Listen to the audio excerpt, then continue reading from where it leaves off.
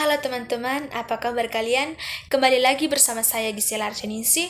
Dalam video kali ini, saya akan menjelaskan mengenai dampak masif korupsi. Seperti yang kita ketahui, korupsi merupakan perilaku yang sangat memprihatinkan, di mana perilaku atau tindakan korupsi sangat berdampak buruk pada setiap sendi kehidupan. Korupsi tidak hanya berdampak pada sendi kehidupan bermasyarakat, tetapi korupsi berdampak buruk pada kehidupan berbangsa dan bernegara. Dampak masif korupsi ada 7. Yang pertama, dampak pada ekonomi. Korupsi sangat berdampak buruk pada setiap sektor perekonomian. Sektor ekonomi yang dipengaruhi oleh korupsi yang pertama, lesunya pertumbuhan ekonomi dan investasi.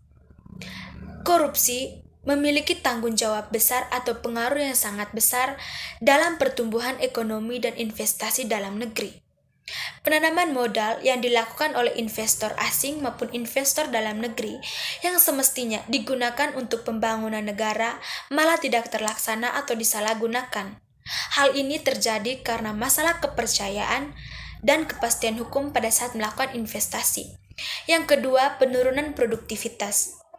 Dengan melemahnya pertumbuhan ekonomi dan investasi dalam negeri, hal ini berakibat pada penurunan produktivitas.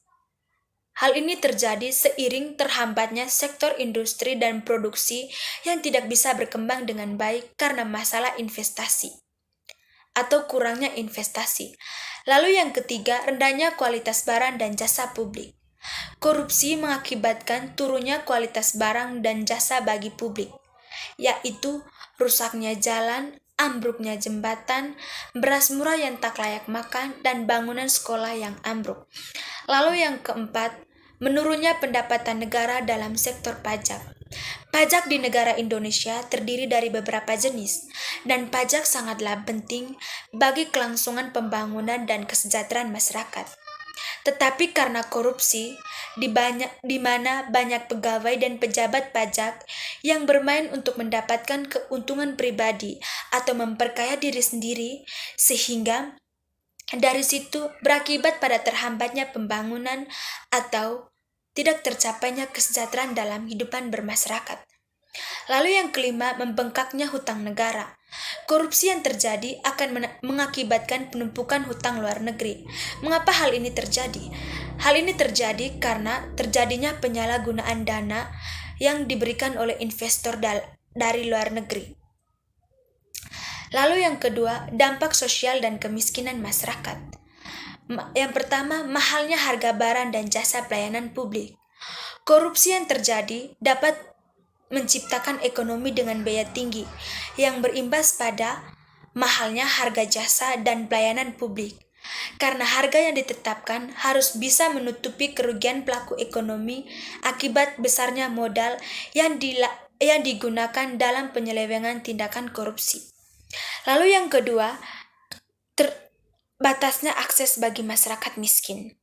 Korupsi yang menciptakan biaya tinggi, di mana semua harga barang melambung tinggi dan semakin tidak terjangkau oleh rakyat miskin. Kondisi seperti ini mengakibatkan masyarakat miskin semakin tidak bisa mendapatkan akses pada setiap sendi kehidupan. Lalu yang ketiga, meningkatnya angka kriminalitas. Tindakan korupsi dapat menyuburkan berbagai jenis kejahatan dalam kehidupan bermasyarakat. Dengan praktik korupsi kejahatan perseorangan, seseorang dapat leluasa untuk melanggar hukum. Semakin tinggi tingkat korupsi, maka semakin tinggi juga tingkat kejahatan. Yang ketiga, dampak korupsi pada birokrasi pemerintahan. Yang pertama, matinya etika sosial politik. Korupsi dapat merusak setiap sendi-sendi kehidupan bermasyarakat yang dapat berpengaruh pada etika sosial bahkan kemanusiaan. Perilaku tidak jujur justru dilindungi dan dipelihara sehingga dianggap biasa. Para koruptor ditangkap justru tidak merasa malu dan tidak pernah merasa bersalah.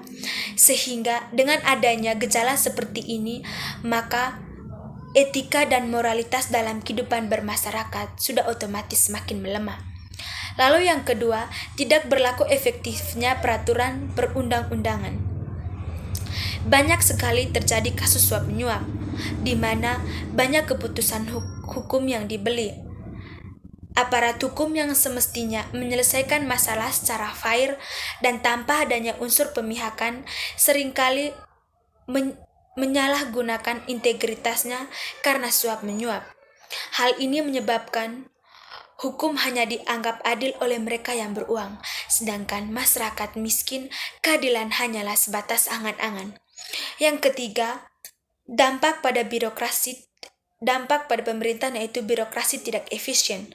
Dengan adanya perilaku korupsi di Indonesia menyebabkan tidak efisiennya birokrasi, sehingga hal ini menghalangi masuknya investasi yang diberikan ke negara oleh para investor asing.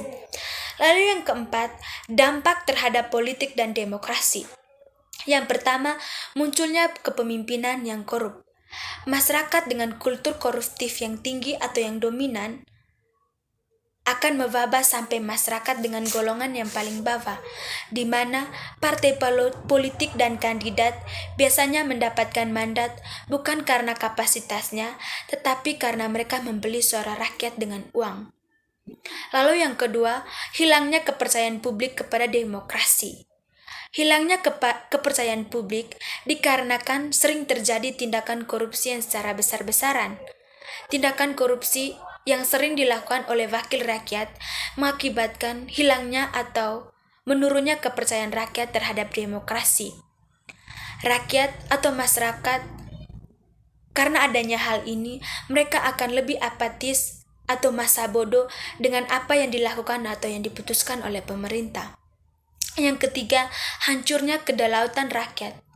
Kedaulatan rakyat yang seharusnya berada di tangan rakyat itu sendiri, tetapi kedaulatan ini berada di tangan partai politik. Dengan penguasaan seperti ini, otomatis kedaulatan rakyat telah dirampas oleh mereka yang memiliki kepentingan politik.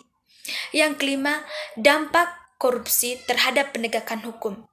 Yang pertama, fungsi pemerintah mandul. Dampak korupsi dapat menghambat berjalannya fungsi pemerintahan, di mana pemerintah yang sebenarnya dianggap sebagai pengampu kebijakan negara malah melakukan tindakan atau melakukan hal yang melanggar hukum. Mereka melakukan penyelewengan dari aturan, sehingga hal ini dianggap bahwa apa yang mereka lakukan itu dapat memberikan dampak buruk pada kehidupan masyarakat atau kehidupan pemerintahan. Lalu yang kedua, hilangnya kepercayaan rakyat terhadap lembaga negara. Akibat dari korupsi yang terjadi pada lembaga-lembaga negara yang sering terjadi di Indonesia mengakibatkan menurunnya kepercayaan dari rakyat terhadap lembaga negara. Lalu yang keenam, dampak terhadap pertahanan dan keamanan. Yang pertama, lemahnya alutsitas dan SDM.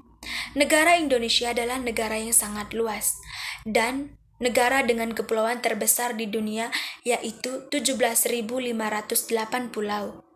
Sehingga dengan luasnya seperti ini, maka akan semakin sulit apabila mereka yang bertugas menjaga pertahanan dan keamanan negara melakukan tindakan korupsi, di mana pertahanan dan keamanan akan semakin menurun dan alat-alat pertahanan semakin jadul.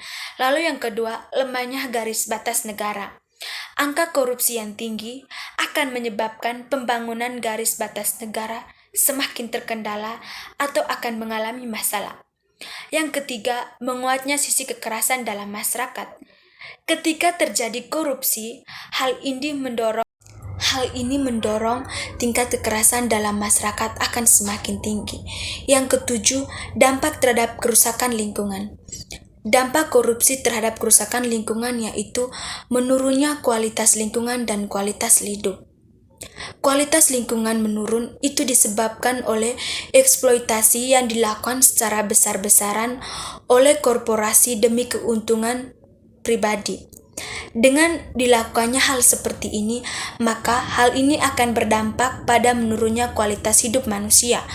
Contoh, kerusakan hutan hujan tropis yang dapat mempengaruhi persediaan oksigen, lalu juga masalah bencana yang dihasilkan oleh kerusakan hutan seperti erosi, tanah longsor, banjir, dan kekeringan.